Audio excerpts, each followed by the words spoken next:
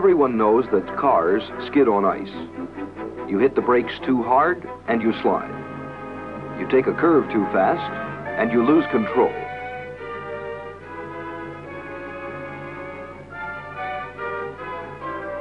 Cars are more liable to skid on wet pavement than on dry. Everybody knows that too. But what most drivers do not know is that with water on the pavement, a car can behave just the same as on ice. And it can happen to the car that you drive, as well as to the test cars that you will see in this film. When you drive too fast, you lose control. You can't steer or brake. The car gets away from you, and a skidding car is dangerous. Dangerous to you, your passengers, and other vehicles on the highway. There are many factors that influence your ability to control a car on a wet surface. The texture of the pavement, the depth of the water, the inflation of the tires, whether they are smooth or have good deep treads, or a film of oil, dust, or dirt that is not washed off the pavement. These factors, in combination with the higher speeds of today, can and do cause skids and accidents. But of all of these factors, you are the most important. Only you can recognize the danger signals, and only you can do something about them. Modern research by industry and government has given us many insights into tire behavior. At the NASA Langley Research Center in Hampton, Virginia, studies have been made during the last several years on the behavior of aircraft tires when landing and taking off from water-covered runways.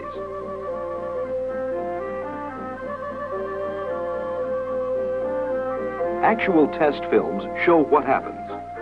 The wheels reach speed on dry pavement, but when they hit the flooded surface, they begin to slow down, because the tires are actually lifted up off the pavement and are riding on top of the water. This causes the wheels to spin down, and they may even come to a complete stop.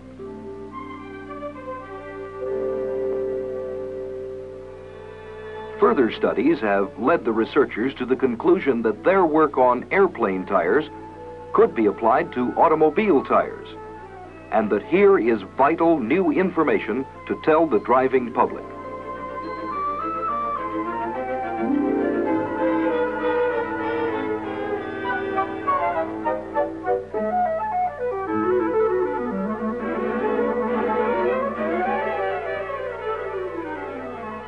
Tire behavior was studied by photographing the moving tire through a glass plate installed in the runway. Slow motion films show the tire at a speed of 25 miles per hour in 1/2 inch of water. Here, as we look at the footprint of the tire against the glass, we can see that only part of the tire is in contact. Thus, even at 25 miles per hour, a partial loss of traction has occurred. By repeating the test at 50 miles per hour, we note the complete absence of contact between tire and glass.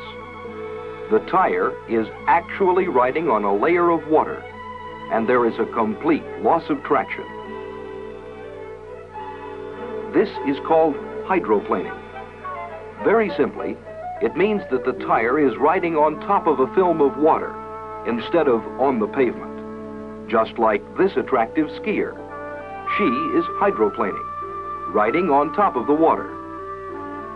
Here, the upward force which the water exerts on the ski is dependent upon the speed of the ski.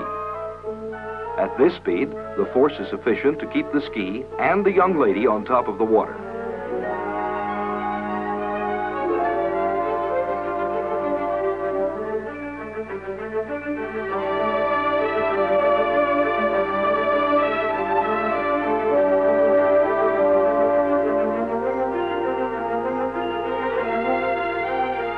Notice that as the speed is reduced, the skier sinks. Then, as the boat picks up speed, she rises to the top and is again hydroplaning on the surface of the water. The same thing can happen to your car if you're driving too fast on wet pavements. The tires ride up on the water surface and hydroplane, just as the skier did. When this occurs, you have no control over your car. Now, when does tire hydroplaning occur? When the speed of the vehicle, tire pressure, water depth, pavement surface, conditions of the tire, whether smooth or good tread, are so combined that the tire loses contact with the pavement. Research studies conducted by NASA have shown that new automobile tires will hydroplane in less than 1/2 inch of water, and smooth tires in less than 1/10 of an inch of water at the following speeds: 42 miles per hour when the tire pressure is 16 pounds,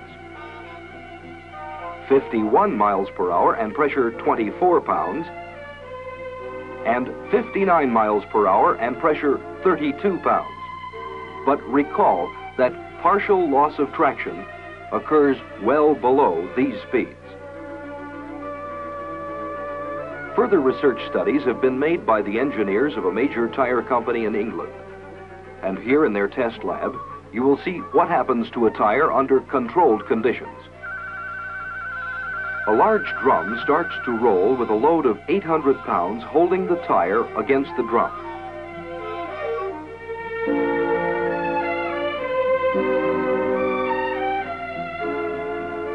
Then a stream of water is sprayed between the tire and the drum to simulate moderately wet highway conditions.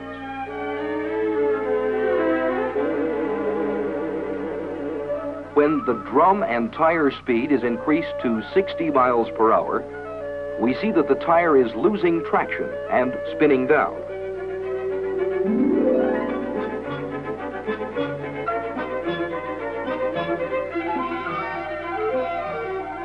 The tire finally comes to rest, and the technician can rotate it back and forth with his hand despite the 800-pound load. A wedge of water has penetrated completely under the tire so that it is no longer in contact with the drum.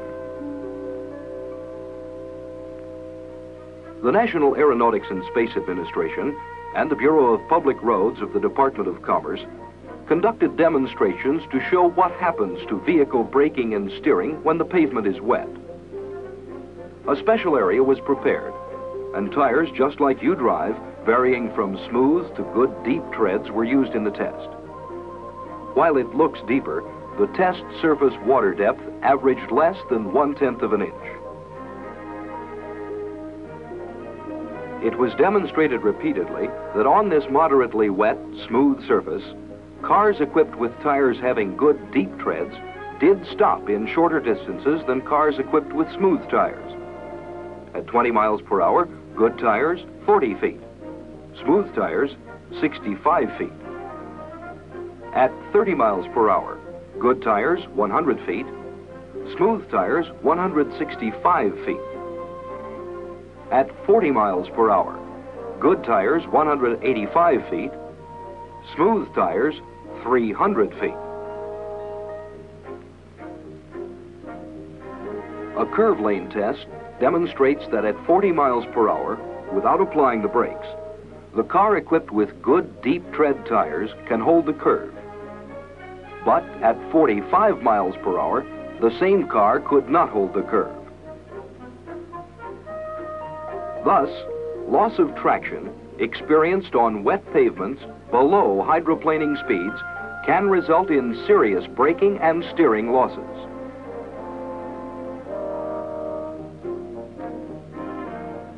A change of lane test at 35 miles per hour on good deep treads demonstrates that the driver has control.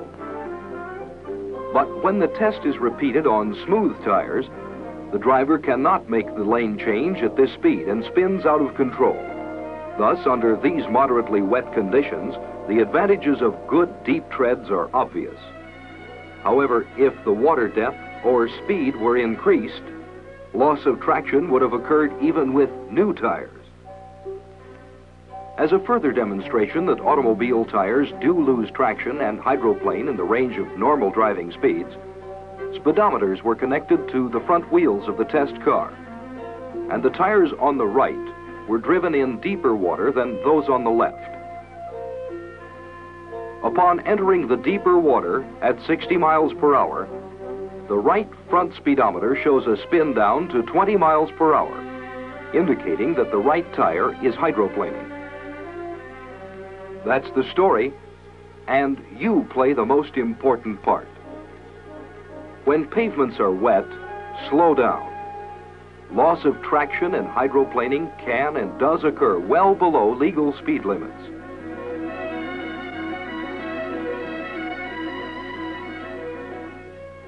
Use good tires. Be alert for wet spots, especially when you can see standing water. Increase following distances. Adjust your speed to road conditions. The highways are only as safe as you make them. Be a safe driver.